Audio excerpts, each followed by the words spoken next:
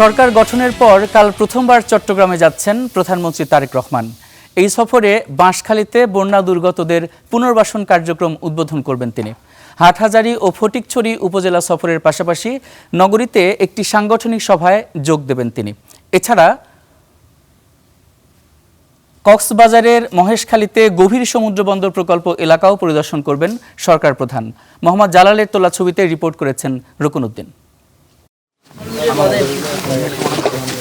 ৯ বছর আগে স্বামী হারানো বাঁশখালীর পূর্ব বাহারছড়ার সাজেদা বেগম ৬ সন্তান নিয়ে কোনো মতে চালিয়ে যাচ্ছিলেন বেঁচে থাকার লড়াই। কিন্তু সাম্প্রতিক ভয়াবহ বন্যায় ধসে পড়ে তার একমাত্র মাথা গোজার ঠাঁই।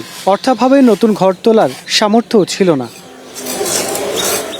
এমন সংকটে প্রধানমন্ত্রীর উপহার হিসেবে নতুন ঘর পাওয়ার খবরে আনন্দের অশ্রু ধরে রাখতে পারছেন না এই নারী। यार पंगागर प्रधानमंत्री अवधि नहीं है विषय में मानी कन्फार्म जाते यहाँ होने আর গল্প কেন আর ফলো সুবেগ গুবের।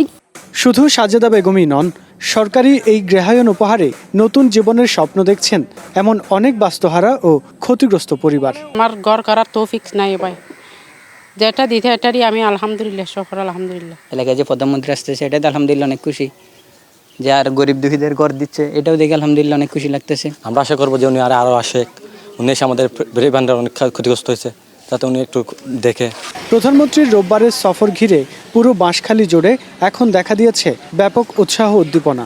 নির্বাচনের পর প্রথমবারের মতো চট্টগ্রামের প্রধানমন্ত্রীর আগমনকে কেন্দ্র করে বাঁশখালী ছাড়াও হাটহাজারী ফটিকছড়িতেও চলছে শেষ মুহূর্তের জোর প্রস্তুতি। প্রস্তুত করা হচ্ছে সুবিশাল সভামঞ্চ, পাশাপাশি সার্বিক শৃঙ্খলা ও নিরাপত্তা নিশ্চিতে থাকছে কয়েক স্তরের নিরাপত্তা বলয়। প্রস্তুতি আসলে পুরো দমে চলছে। বিগত বন্যায় আমাদের বেশ কিছু ক্ষয়ক্ষতি হয়েছিল, ফলে ওনার আগমনে এখানে সবার মধ্যে একটা প্রাণচাঞ্চলতা ফিরে আসবে। পরিবর্তনটা কি হচ্ছে এটার কথা যে আমরা আলাপ করি, আমাদের মাননীয় প্রধানমন্ত্রী এবং বিএনপি চেয়ারপারসন জনাব তারেক রহমান এমপি এটি কর্মের মাধ্যমে প্রমাণ করছেন যে উনি শুধু কথার ফুলঝুরি রাজনীতিতে করেন না, বরঞ্চ উনি ওনার কর্মকে কথা বলতে দেন।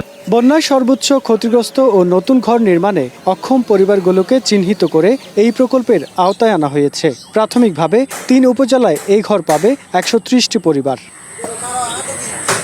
রুকনউদ্দিন, স্টার নিউজ, চট্টগ্রাম।